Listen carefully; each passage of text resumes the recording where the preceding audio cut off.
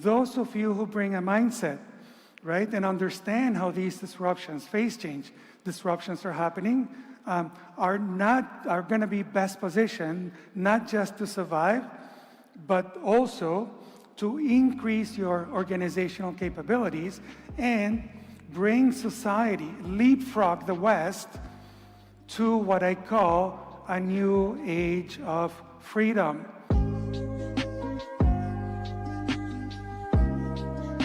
I want to talk about the next 20 years, but before I do that, I want to take you back a little bit to history. 1900 New York City, we used cars, we humans used horses as our main means of transportation for thousands of years. In a sea of horses, there is one car in this picture. 13 years later, in a sea of cars, there is one horse in that picture. That was the last major disruption in transportation, and it happened really quickly.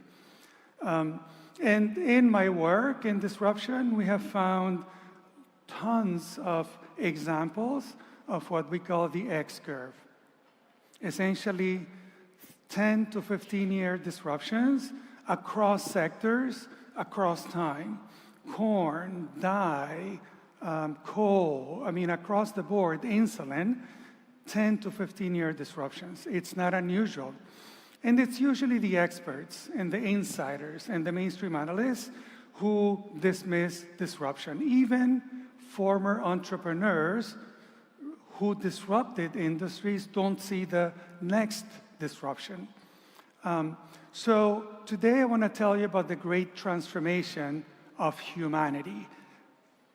And this is a compendium of several of my books over the last 10 years, 15 years, and some analyses. And essentially the summary is that disruptions are happening in all levels, all around the world, all at once. The next 15, 20 years are going to be the most disruptive in history, bar none. And it's not just disruption. It's what I call phase change disruption. And I will tell you what that means.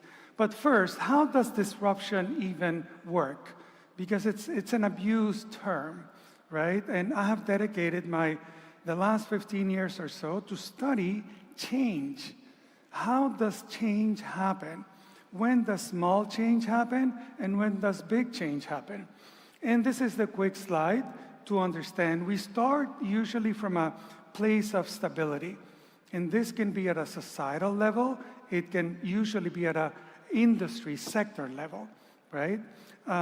So in the case of electric power, for instance, the value chain, the transmission and distribution have more or less worked the same way for the last 100 years. Now, we've had innovations, but the value chain itself, more or less, has been stable. But all along, there are technologies that are improving in cost and capability. And we need to understand what to pay attention to, right? Because usually, yes, there are disruptive technologies, but the big disruptions, the 10x disruptions, what I call phase change disruptions, happen when there is a convergence of technologies. Now, when there is a convergence, it opens up the opportunity space. Entrepreneurs see it. Now, think about Tesla and BYD and others. Around 2009, right? That's when the convergence for electric vehicles happened. So a bunch of entrepreneurs rush into this place, and over the following few years, they invest and they improve their products in cost and capability, right? So whether it's solar or electric vehicles and whatnot, over the following few years, they improve until they rupture the system. So the system, the rupture point for electric vehicles happened around about 2020. And essentially after that, we enter into a phase change. The system becomes unstable. So the things that used to hold the system together don't work anymore. The rules, the old rules don't apply. The new rules may not be clear, but the old rules certainly don't apply anymore.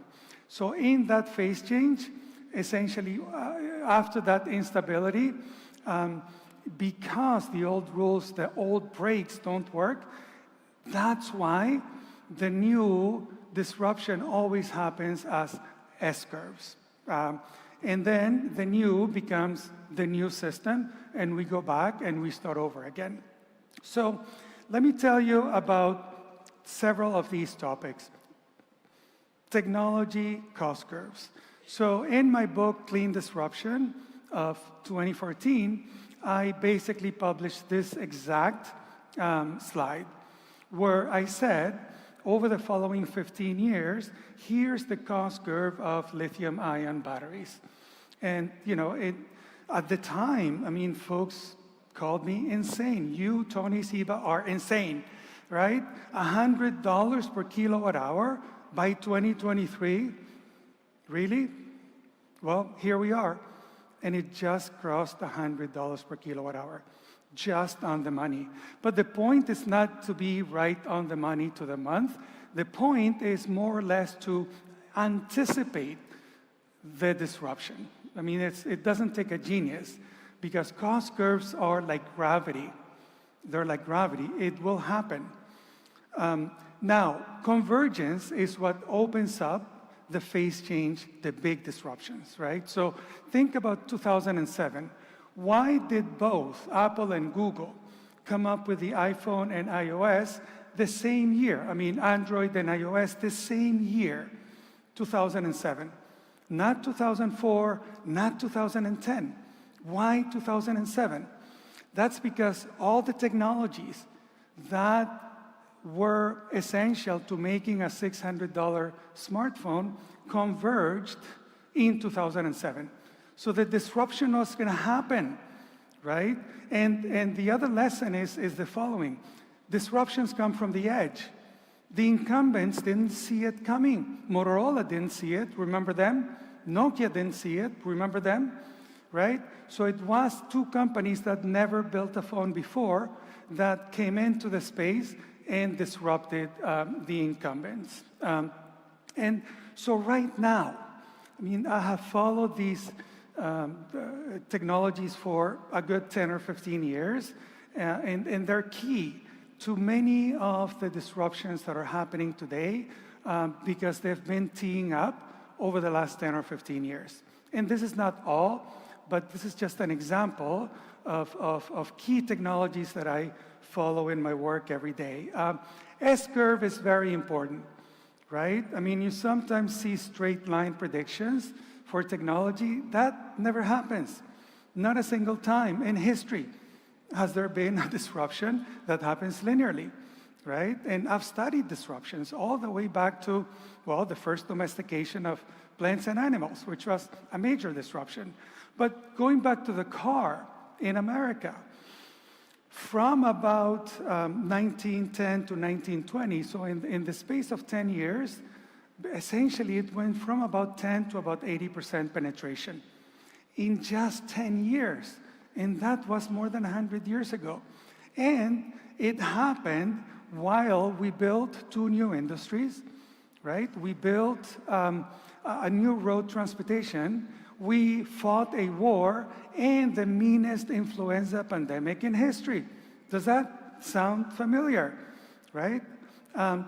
So if anything, S-curves are accelerating. Some of these S-curves look like J-curves. It happens so quickly. But it's always as an S-curve, right? So here's a question that I ask myself in my work. Why do smart people in smart companies, even former winning disruptive entrepreneurs, don't see the next disruption? Why do they not see the disruption that entrepreneurs do? That's because of the incumbent mindset, right? There's a whole number of attributes within the incumbent mindset, but one of them is the linearity in which they see the world changing, right? That the EV is just a clean combustion engine. It's not. It's something totally different, right? And the one-to-one substitution, the idea that I call the faster horse syndrome, right? The faster horse syndrome essentially is the idea that, 100 years ago, the car was just a faster horse because, that was what we knew. But of course we know that the car was not just a faster horse, right? The car enabled the biggest disruption at all levels, right? Sector in transportation, in energy, at the societal level, right?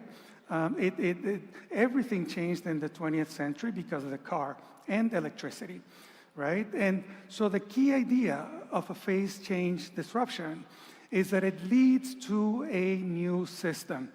It's not just a variant of the old system, it's a dramatically new system with new rules and new metrics and new behaviors that you may not even think about in the past. It's not a one-to-one substitution.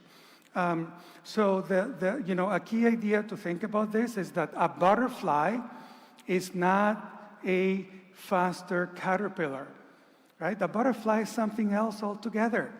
It's a different life form.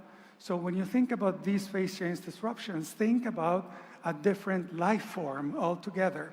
And the ripple effects across society of phase change disruptions can be amazing, right? So again, the car changed everything about the 20th century. It changed geopolitics, it changed war, it changed how we built cities. We built cities for the car in the 20th century, not for people, right? So it changed everything. So let me talk about the first phase change disruption of tonight, the disruption of transportation. And that's my lovely wife, by the way, in that picture in California. So again, in that same book, Clean Disruption, I published this other cost curve for electric vehicles with 200-mile, 300-plus kilometer range. And again, at the time, there was only Tesla, the Model S, which was $80,000 or $100,000, right? And the idea, I said that by 2023, by now, there would be $15,000 electric vehicles with 300-kilometer range, no subsidy, right? The market would bring them. And that was considered insane at the time. And I also said that by 2025, it would get down to about 11,500.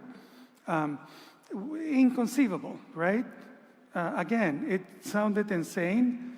And, I went to the Shanghai Auto Show in April.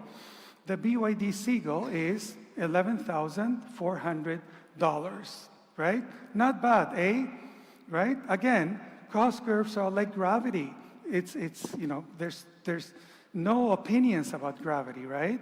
So BYD was even a couple years ahead of what was insane prediction of 10 years ago, right? And if you look at the Chinese auto market, the largest in the world, September, new energy vehicles, which is electric plus plug-in hybrids, were 39% of new vehicles, up from like 2% 5 years ago, right? So it's happening very quickly.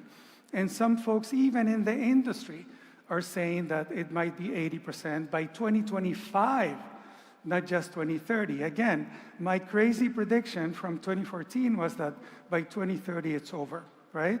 And so why? Because by 2030, there's going to be $5,000. So that car is probably going to cost $5,000. So for purely economic reasons, by 2030, transportation in competitive markets is pretty much over for combustion engines. But that is not the disruption, really. The big phase change disruption is actually the convergence of autonomous, electric, and on-demand transportation. Think Uber, Didi, robotaxi, right? Owned, managed by fleets. So essentially, you know that there are already autonomous vehicles level 4, pretty much in many countries by now. In China, I saw them, and in San Francisco. This is a ride. They're commercial. 2 companies already are offering commercial rides in San Francisco.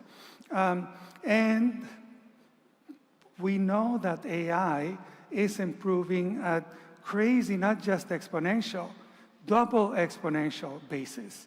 I mean, Jensen Huang, the CEO of NVIDIA, says that it's improving at the rate of about 1 million times over the next 10 years, right? So the idea that level 4 is not going to improve and be many, many times better than human drivers is not looking at the evidence, right? And so the day that transport as a service, right, is available, it's going to be on a per kilometer basis, a tenth of the cost of owning a car, any car, a tenth. 10x has always enabled disruptions and quick disruptions, always, every single time in history. So, you know, TaaS is going to be so cheap, it's going to be 4 times cheaper than the operating cost of a combustion engine car. 4 times cheaper than just the operating costs, right? It's going to be so cheap that the cost per kilometer is going to be cheaper than just the cost of gasoline. What do you think is going to happen, right? So I see that by 2030, you know, most miles will be electric in one form or another. So let me talk about disruption of energy. So that was transportation, phase change disruption. Energy is a little bit different, but you know, technology cost curve, we start with solar. Solar today is the cheapest source of energy on the planet in history. There never has been a source of energy as cheap, period, right? It's so cheap that solar plus a few hours of storage, what's called nearly firm, is cheaper than the operating cost of pretty much everything else. The operating cost, right? So it's over, right? And why? Well, solar PV went down by 82% in the 2010s, from 2020 to about, from 2010 to about 2020. And some folks in the media said, this is shocking. Nobody could have predicted that, right? No, I did, right? I predicted it. I said PV was going to drop by 80 to 90% in the 2010s. Boom, right? Cost curves, gravity. So it happened as predicted. And today, in many countries, including the US, I mean, in the US, 92% of projects waiting to be interconnected to the grid are solar or wind. And 99% of storage is batteries, right? Here's the convergence. It's happening for economic reasons, right? And so consumers like steel are following solar energy because it's cheap, right? I mean, a lot of industries just need cheap energy. And solar PV is going to keep dropping by another 70%. And batteries, which dropped by about 87%, which, by the way, shocking, right? Nobody could have predicted. Well, actually, no. It's going to increase by another 80%, right? So when the cheapest source of energy gets 70% cheaper, what do you think is going to happen? Disruption, right? But, and here's the but, it's not just a one-to-one substitution of the existing system, right? It's going to be a dramatically different system. How so? So when I asked my team, let's design a 100% solar, wind, and battery system for every place on Earth. Is that possible? And if so, how much is it going to be? So we looked at how to design the new system, and we came up with essentially a transformation. It's not going to be a one-to-one substitution where you swap out coal or gas or whatever, and you put in solar and batteries. That's not the way it's going to happen. Essentially, if we design the new system for the trough, so today we design electric power for the peak. If you design it for the trough, meaning the darkest week of the year, when you get the least sunshine and the least wind, if you design it for that week, then what is going to happen is that you're going to generate so much more energy the rest of the year, right? And if you design it that way, essentially, you can power pretty much every place on Earth. Alaska can be powered. Germany can be powered. Denmark, with a 100% solar, wind, and battery system. I went to Kotzebue, Alaska, 50 kilometers north of the Arctic Circle to do the numbers. And it works, right? Again, here's my lovely wife who comes with me to many of these trips. And so in Alaska it works, and it's the cheapest possible energy system. In Germany it works, and it's the cheapest possible energy system. And you don't need seasonal storage. You don't need hydrogen. You only need 1, 2, 3, 5 days of battery storage. And it's a phase change transformation into a new system. And essentially, it's non-linear. So why does it work? Well, what we found when we studied this was a new property which we call the clean energy U-curve, which says you can essentially trade off storage and generation. So the more generation you have, the less storage you need. It's not intuitive, but we found that. But it's along a U-curve, right? So if you design the system for the bottom of the U, derivative is equal to 0, then you get massive amounts of power, 2, 3, 4, 5 times more power the rest of the year, which we call superpower. And superpower is an emergent property of the new system, right? So imagine a system that generates 5 times more energy than the existing system most of the year, right? Nothing can compete with that. So a place like Texas can essentially have 100% SWB with two days of storage. And disruptive economics, because it's non-linear, you can add 20% to the system in terms of money, and it returns 200% more energy. Pretty cool, right? For the financial folks in the room, 20% increase in investment, 200% increase in energy return. So, this is not just an energy transition. This is a real phase change disruption of solar, wind, and battery. Now, let me quickly talk about food, because it's really important, and it could be really beneficial for Saudi Arabia, actually. And so I start with insulin, which of course is medicine, not food, but 40 years ago, in the 1970s, insulin was made from animals. So you needed about 50,000 animals to produce 1 kilo of insulin. Not cheap, right? And in the early 1980s, about 40 years ago, a company called Genentech invented a new process, which I now call precision fermentation. If you modify genetically a yeast, it can produce any protein or any organic molecule that you want. And so that's what they did. And of course, at the time, it was very expensive. And human insulin disrupted animal insulin within 13 years, even though it's healthcare, right? So that technology is called precision fermentation. And it's a little upgrade from fermenting beer.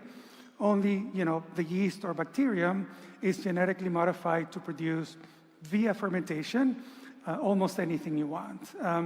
So let me talk quickly about the disruption of the cow, and specifically about the disruption of milk. Why milk?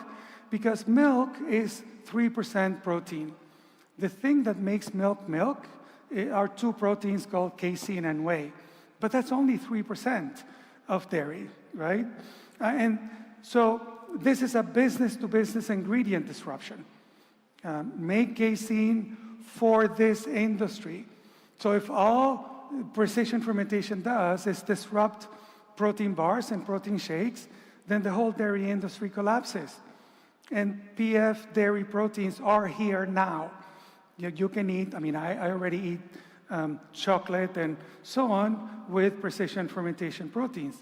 The chemistry is exactly the same. It's just two different ways to produce it.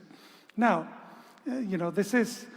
there are dozens of PF molecules out there over the last 40 years.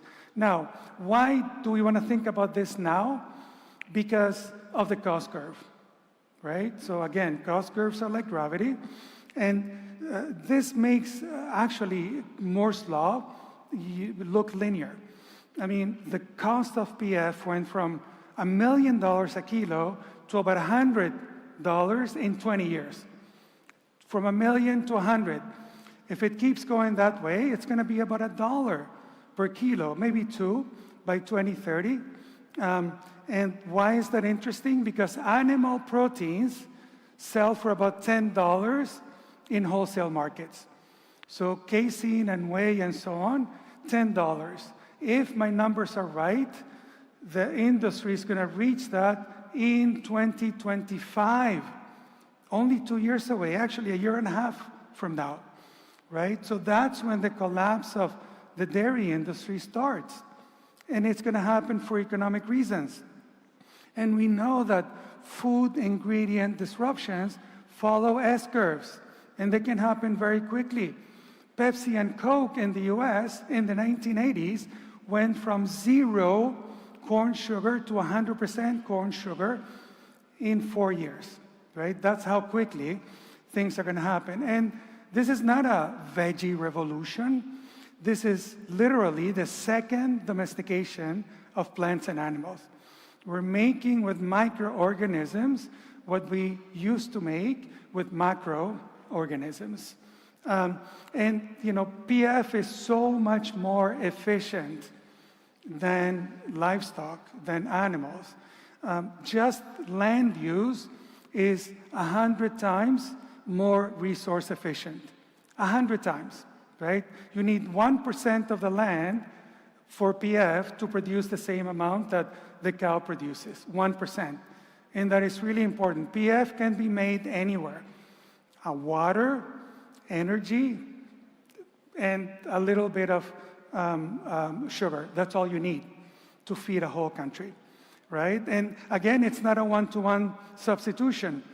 There are molecules called sweet proteins that are on a weight basis 1,000 times sweeter than cane sugar. 1,000 times. So 1 kilo of sweet protein essentially substitutes for 1 ton of sugar. Boom, right? I mean, it's over for corn sugar, cane sugar, and so on and so forth. So if I'm right, fermentation farms, precision fermentation farms are essentially the new food farms. So let me put this together. As you can see, phase change disruptions are happening in every sector, everywhere, all at once. And when that happens, the ripple effects to humanity are going to be huge. In my estimation, we haven't seen transformation of humanity this big since the first domestication of plants and animals 10,000 years ago. And the system that Europe and America built over the last couple hundred years is already ruptured, and we're going into disequilibrium worldwide because these 5 foundational sectors, food, energy, transport, information, technology, and materials, are all being disrupted at the same time. It's happening in the 2020s and 30s, and it's happening for economic reasons. So the system, meaning the world system order that we call, is going to enter a big disequilibrium. The good news is that we're going to have a construction boom. So as the old collapses, we're going to build 3 whole new industries over the next 15 or 20 years. So some of the implications, land use, sounds really, really insane, right? Did I say that some people say that I'm insane and then 10 years later it happens? If I'm right, we are about precision fermentation. We're going to get back 2.7 billion hectares of land that is now used by livestock agriculture. That's the size of the US, China, and Australia combined. We're going to get that back. And that has huge implications geopolitically, but also for climate, right? If all we do as a society is invest in these 3 disruptions that I talked about, we can decarbonize 90% of the economy for economic reasons by 2035. And we actually go into zero by 2040 and net negative. Now, why net negative? Because we're going to get so much land back. And if all we do is leave it alone, it can actually absorb about 20% of the CO2 equivalent that we emit today, right? And here's the key. Everything we know about economics is about to change. Because if you follow the cost curves for energy and also the phase change disruptions, transportation and food, it's all going to superabundance and near zero cost. I mean, if you've looked at ChatGPT, you know where AI is going. Essentially, superabundant intelligence. And the cost of intelligence is going to zero. And the same thing is going to happen with labor. Are we ready for a world in which intelligence, labor, energy, transport, and food are actually asymptotically getting to zero? Because those of you who get that, right, and plan over the next 15, 20 years, will actually be the ones to win in the great transformation of humanity. Those of you who bring a mindset, right, and understand how these disruptions, phase change disruptions are happening, are going to be best positioned, not just to survive, but also to increase your organizational capabilities and bring society, leapfrog the West to what I call a new age of freedom.